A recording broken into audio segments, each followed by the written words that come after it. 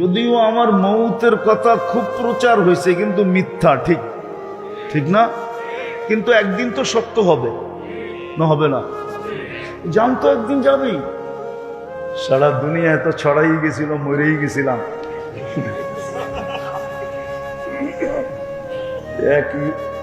এক মিডিয়ালা আইসা বলতেছে, হুজুর আমার ভিউজ হয়েছে একদিনে 25 মিলিয়ন, শুধু আপনার মরণের খবর।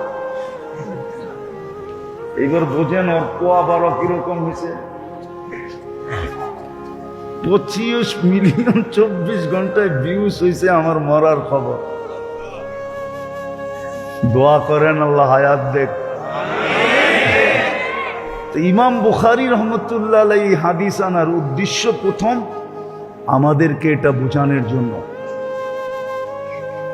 যে দুটা জিনিস লাগবে, একটা তাওহীদ আর একটা আমল।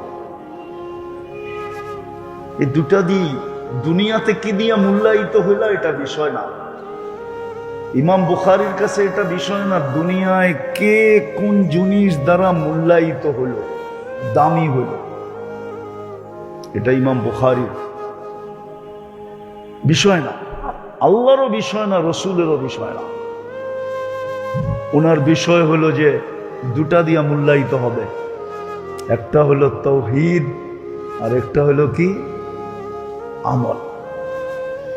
আরেক দল আছে আমাদের ভিতরে, এটাও প্রত্যেক বাড়ি বাড়ি আছে, এটাও প্রত্যেক বাড়ি বাড়ি আছে।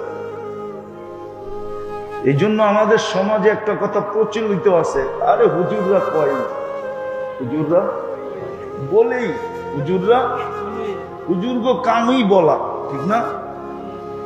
ওরা এটা মানতে চায় না যে আমল মাপবে। ওরা বলবে এটা আমার মাপবে কি করে? ইমাম বুখারী রহমতুল্লাহ আলাইহি দ্বিতীয় দলকে বুঝাইতে চাইতেছেন, ওয়ানাজাউ মাওয়াদিনাল কিসত। তোমাদের কাছে যদি মাপার জন্য এত যন্ত্র হতে পারে, তোমরা বাতাসের গতি মাপতে পারো, তোমরা যদি বলের গতি মাপতে পারো, তোমরা যদি বলারের গতি মাপতে পারো, স্পিড মাপতে পারো, তোমরা যদি তাপ মাপতে পারো, তোমরা যদি শীতের তাপ মাপতে পারো, তোমরা যদি এত কিছু পারো, তাহলে তোমাদেরকে ব্রেনটা যে আল্লাহ দিছে, ওই আল্লাহ কত কিছু পারে। ইমাম বুখারী রহমতুল্লাহ আলাইহি দ্বিতীয় দলকে বুঝাইতে চাইতেছে যে আল্লাহ কালকে মাইপা দেখায় দিবে। মাইপা কি করবে? মাইপা এরকম পাল্লা দিয়া মাপবে যেটার থেকে সূক্ষ্ম আর কিছু নাই। তোমাদেরটার কত সূক্ষ্ম, আল্লাহর চেয়ে 100 গুণ বেশি সূক্ষ্ম। আল্লাহ মাইপা দেখায় দিবে। এই দলকে ইমাম বুখারী রহমতুল্লাহ আলাইহি বুঝাইতে চাইতেছে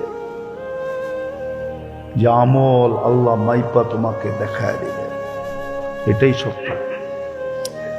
এই জন্য আবার উনি আমলের ওয়েটও দেখায় দিয়েছেন যে দেখো শব্দ কিন্তু দুইটা হইলে কি হবে? সুবহানাল্লাহি ওয়া বিহামদিহি একটা, ওয়া সুবহানাল্লাহিল আযীম আরেকটা। শব্দ কিন্তু দুটা, কিন্তু ওজন কতটুকু, এটার ভ্যালু কতটুকু, এটা উনি দেখায় দিয়েছেন যে বিলকুল